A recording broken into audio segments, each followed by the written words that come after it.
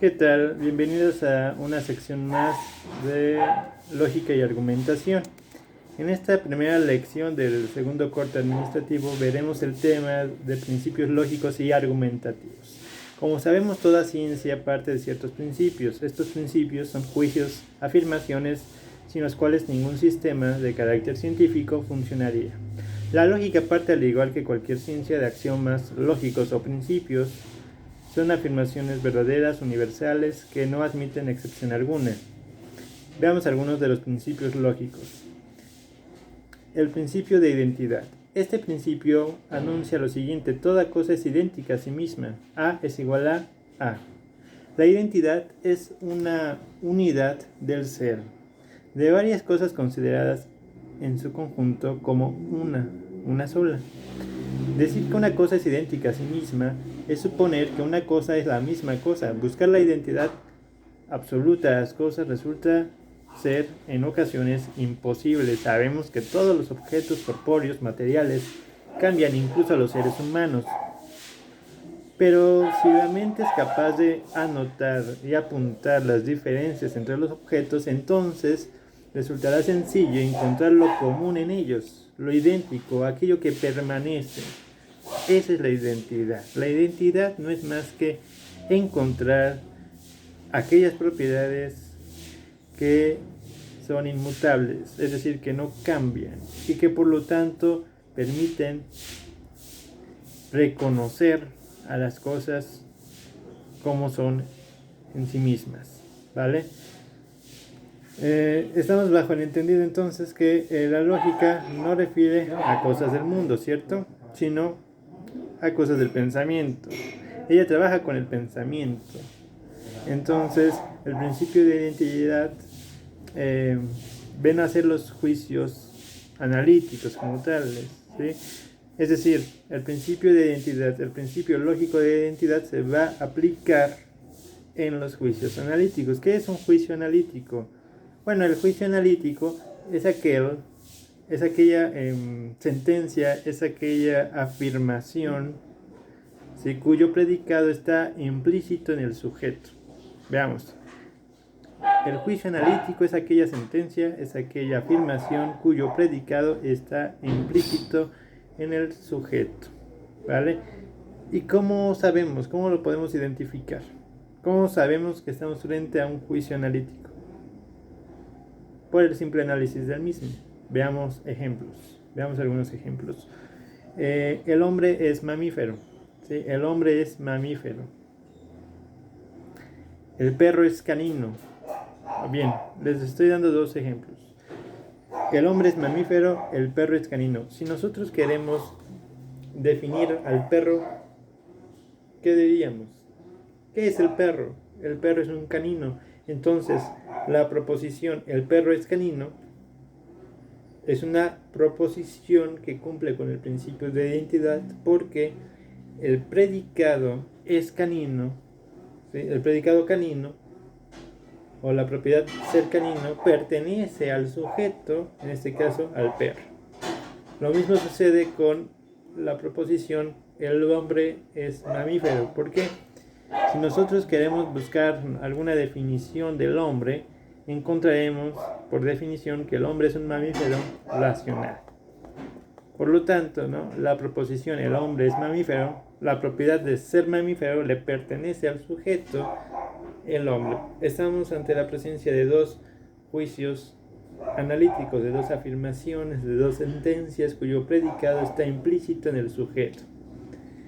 Y estas proposiciones cumplen con el principio de identidad. Otros ejemplos: el triángulo posee tres lados, o la pelota de soccer es redonda, ¿sí? Segundo principio. El segundo principio es el principio de no contradicción. Veamos qué indica. El principio de no contradicción señala que es imposible que una cosa sea y no sea al mismo tiempo. Es imposible que una cosa sea y no sea al mismo tiempo. Es decir, es imposible que nosotros prediquemos de A la propiedad B y no B al mismo tiempo. Es posible que A sea B ahora y no B después.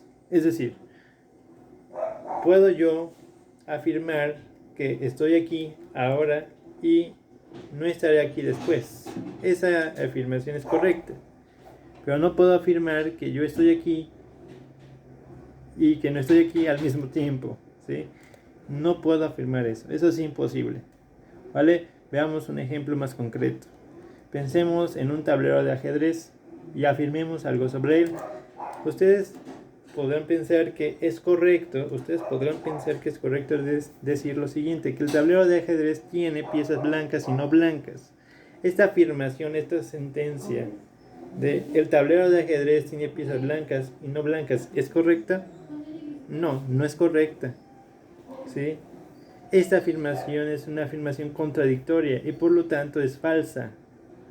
¿Por qué? Porque la propiedad no blancura, lo que estoy predicando del tablero de ajedrez, el hecho de que el tablero de ajedrez no sea blanco, de que algunas piezas, perdón, el hecho de que algunas piezas del tablero de ajedrez no sean blancas, esta propiedad no blancura no corresponde con la propiedad que posee algunas piezas del tablero de ajedrez, ¿sí? La propiedad de ser negras.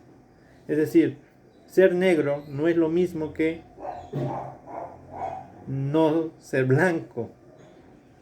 ¿Sí? Las piezas no blancas no corresponden con las piezas negras. Entonces, la afirmación, el tablero de ajedrez tiene piezas blancas y no blancas, es incorrecta.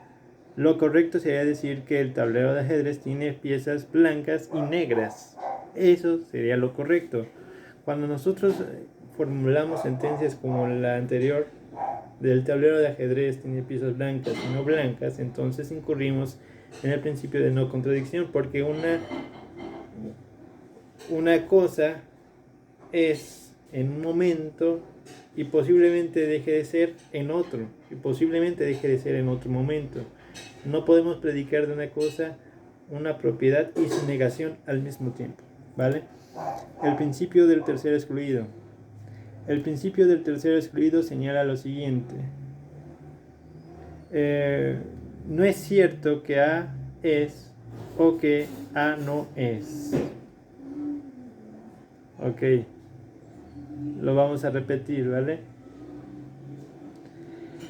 El principio de no contradicción señalaba que es imposible que A sea y no sea al mismo tiempo, simultáneamente, ¿vale? Aquí el principio del tercer excluido señala que no es cierto que A sea o que no sea. No es cierto que A sea o que no sea. Es decir, que nosotros tenemos que definir A. ¿Sí? Nosotros tenemos que definir si A posee la propiedad B o no la posee. A es o no es. Pero no existe aquel punto intermedio entre el ser y la nada. ¿Sí? Por ejemplo, una afirmación es verdadera o falsa. No existe las pseudo verdades. ¿Sí? De una proposición nosotros decimos que una proposición es verdadera o falsa. No existen las pseudo verdades. Entonces el principio del tercer excluido nos invita a definir, a sentenciar correctamente qué propiedades pertenecen a las cosas. ¿Sí? Por ejemplo, es incorrecto pensar que existan los semidioses, ¿no? O eres Dios o eres hombre. O eres Dios, o bien eres Dios, o bien eres hombre. He ahí el principio del tercero excluido. Tienes que definirte, tienes que elegir qué opción serás, ¿no? ¿Qué propiedad posees? No existen los puntos medios entre el ser y la nada, ¿vale? Los principios argumentativos. Ahora pasemos a los principios argumentativos, ¿sí? Los principios argumentativos son aquellos axiomas que nos permiten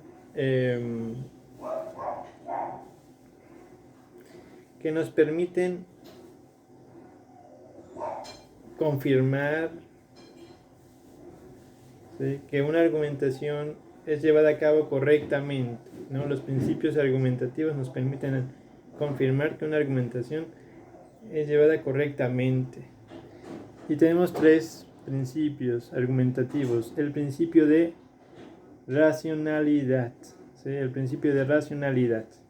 Este principio, el principio de la racionalidad, es el principio de la valoración de un argumento a través de aquella seguridad que muestra un argumento, ¿sí? Aquella seguridad que muestra el argumento no es más que la confiabilidad, ¿sí?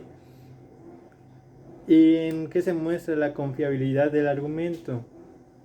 Bueno, bien, esta confiabilidad se muestra en la consistencia, ¿sí? En la consistencia de un argumento. Las razones que yo ofrezco son consistentes para poder respaldar correctamente una conclusión.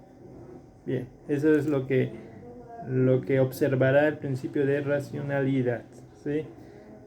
¿Para qué? Para obtener un argumento óptimo, ¿vale? El segundo principio argumentativo, el principio de razonabilidad. El principio de razonabilidad es la búsqueda de sentido en la argumentación, ¿sí? De sentido, de coherencia, ¿sí? Y de certeza.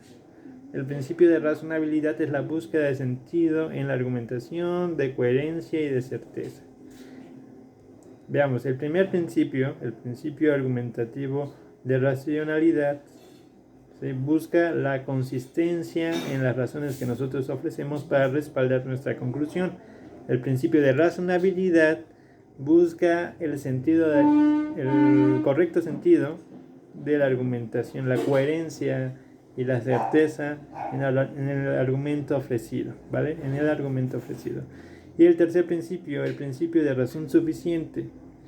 Todo objeto, pensamiento debe tener una razón que lo explique. Principio de razón suficiente.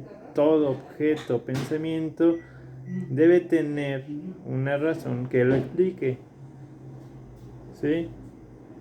Que explique lo que es, lo que hay, o lo que es en el mundo, lo es por una razón.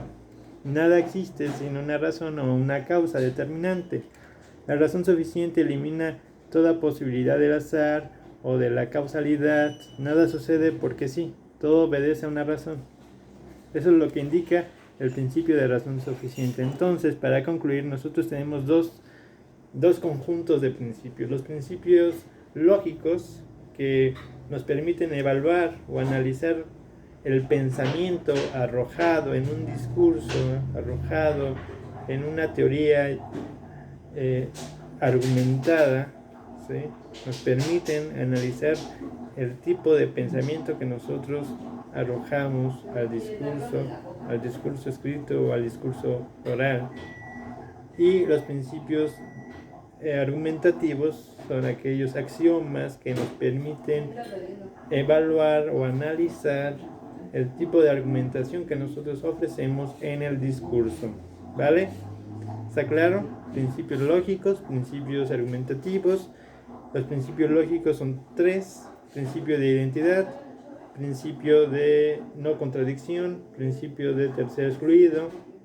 Los principios argumentativos son tres: el principio de racionalidad, de razonabilidad, y el principio de la razón suficiente. Repito: identidad, no contradicción, tercer excluido, racionalidad, razonabilidad y razón suficiente. ¿Vale? Esto sería todo por esta ocasión. Hasta luego.